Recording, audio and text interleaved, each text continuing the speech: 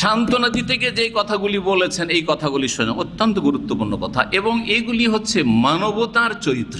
মানুষ যদি মানুষ হতে চায়, মানুষের মধ্যে যদি ইনসানিয়ত থাকে, মানবতা থাকে, তো এই চরিত্রগুলো অবশ্যই থাকবে আপনার মধ্যে। শুধু আকীদা সহি হইলে হবে না। যেমন এক শ্রেণীর লোকের হচ্ছে শুধু ইবাদত বন্দেগীতে পারদর্শী আর অগ্রগামী হইলে হবে না। এই গুণগুলি প্রত্যেকের মধ্যে থাকা উচিত। এতে হবে কি, অনেক উপকারিতা রয়েছে দুনিয়ার, পার্থিব উপকারিতা, আখেরাতে তো আছেই, কিন্তু এতে আপনার বালা মুসিবত দূর হবে। বলছেন কাল্লা, কোশ্চিন কালেও আপনার বিপদ আসবে না। ওয়াল্লাহি, আল্লাহর শপথ করে বলছি, মা ইউখজিকাল্লাহু আবাদা। একটি রিওয়ায়াতে রয়েছে আল্লাহ আপনাকে কখনো লাঞ্ছিত অপদস্থ করবে না। ইউখজি, আকজা ইউখজি। আর এখানে আছে মা ইয়াহজুনুকাল্লাহু আবাদা, আল্লাহ আপনাকে কখনো দুশ্চিন্তাই ফেলবেন না। আল্লাহ আপনাকে কখনো পেরেশানিতে, চিন্তাতে ফেলবেন না। কেন?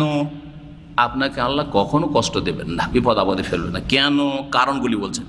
ইন্নাকা লা তাসিলুর রাহিম, কারণ নিঃসন্দেহে আপনি আত্মীয়দের সাথে সুসম্পর্ক বজায় রাখেন, আত্মীয়দের যথাসাধ্য উপকার করেন, যোগাযোগ রাখেন। ওয়া তাহমিলুল কাল্লা, আর আপনি মানুষের বোঝা বহন করেন। বোঝা মানে বাহ্যিক বোঝা না, বোঝা হচ্ছে ঋণের বোঝা। অভাব আছে, খাবার দাবার নেই, দিয়ে দিল, তোমার খাওয়া দাওয়ার খরচ আমি দিচ্ছি। হ্যাঁ, ঋণগ্রস্ত, তোমার ঋণ আমি পরিশোধ করে দিচ্ছি। কেউ ঋণ পরিশোধ করতে পারে না, সেই জন্য অপদস্থ হচ্ছে, ওকে অপমান করিও না, কি এত টাকা পাবো, ঠিক আছে আমি দিয়ে দিচ্ছি, আমি দায়িত্ব নিচ্ছি, আমি আমার মাথায় নিলাম, আর তুমি একে ছেড়ে দাও।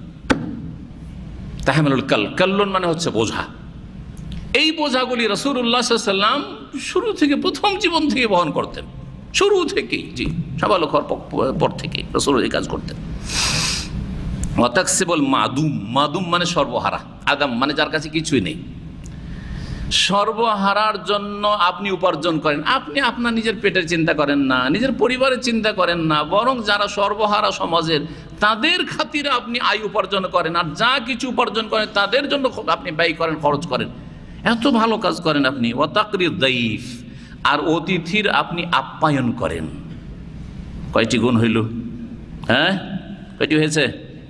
4টা হয়েছে। 5 নম্বর, 5টি গুণ মানে ওয়াতুইনু আলা নাওয়াইবিল হাক্কি, আর সত্যের ক্ষেত্রে, ভালোর ক্ষেত্রে, মঙ্গলের ক্ষেত্রে আপনি সাহায্য সহযোগিতা করেন। যেখানে ভালো কাজ, গঠনমূলক কাজ আছে, সেখানে আপনি আছেন, সহযোগিতায় আছেন।